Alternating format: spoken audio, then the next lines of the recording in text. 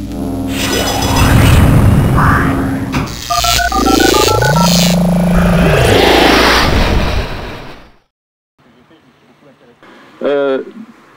pose souvent la question, est-ce que c'est important de venir? Oui, il faut marquer le coup.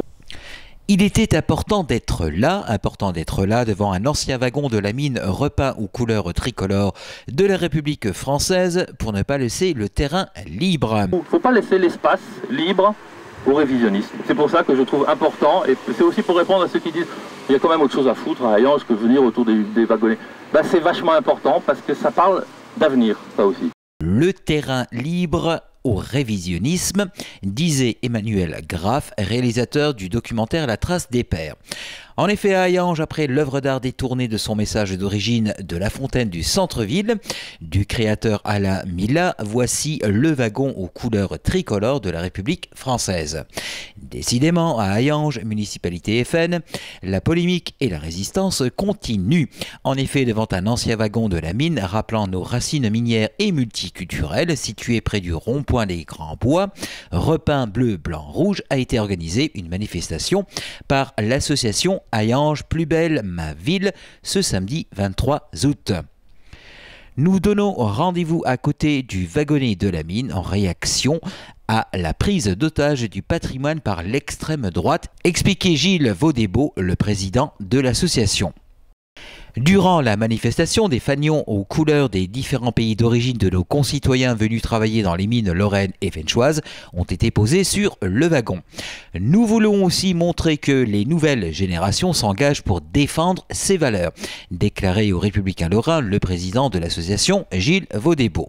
Et à propos de transmettre aux générations, nous vous retransmettons le discours d'Emmanuel Graff, réalisateur du documentaire La Trace des Pères, porte-parole de cette manifestation.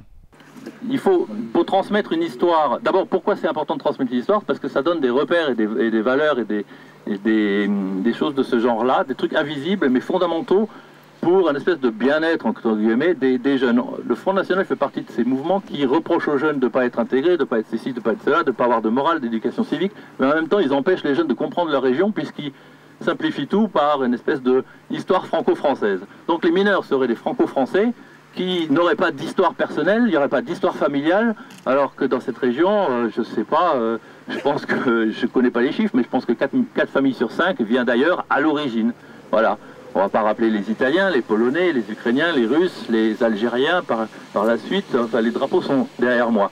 Donc ce qui me paraît important, c'est justement de pouvoir laisser un environnement socioculturel dans lequel que les jeunes pourraient comprendre. Ça, c'est pas compréhensible. Moi, je suis patriote, mais je suis pas nationaliste. La différence, elle est importante. Le patriotisme, c'est aimer sa patrie. Le nationalisme, c'est détester celle des autres. Bon, moi, je suis très bleu-blanc-rouge, mais pour l'histoire régionale, je suis bleu-blanc-rouge et j'ai une part algérienne, j'ai une part polonaise, j'ai une part italienne, etc., etc., etc. C'est ça qu'il faut transmettre à nos jeunes. Le travail que j'ai fait sur la trace des pères pendant 4 ans, tiens, je lis pas le texte finalement.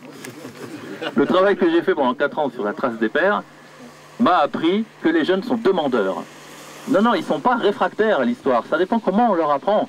Et j'ai fait des expériences au musée des mines, tu me diras, Jean, si tu me le confirmes, mais il y a certains guides qui ont trouvé un truc qui est très parlant, c'est-à-dire que quand ils ont une file d'élèves qui prennent la visite du musée des mines comme une récréation, enfin on peut faire autre chose qu'écouter les profs, ils prennent ça pour une récréation, puis il y a un guide, un de tes collègues, qui leur demande « Est-ce que vous savez d'où vient votre grand-père » Et là, il y a un silence, et puis il y a quelques mains qui se lèvent, pas énormément, mais quelques-unes, et puis il y a des origines qui sont dites, par exemple, marocain, polonais, italien souvent.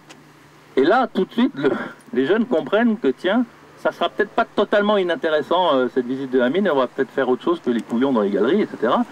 Et ils comprennent en une demi-seconde que cette histoire des mines, ça peut ancrer l'histoire de la région par rapport à l'histoire de soi-même, c'est-à-dire son histoire familiale. Et là, ça prend une autre dimension. Et pour avoir discuté avec des jeunes en sortant des galeries, ce point-là, il a été décisif. Alors je ne dis pas qu'après ils vont tous devenir historiens ou passionnés d'histoire, hein, mais ils ont compris que ça les concernait aussi. Voilà.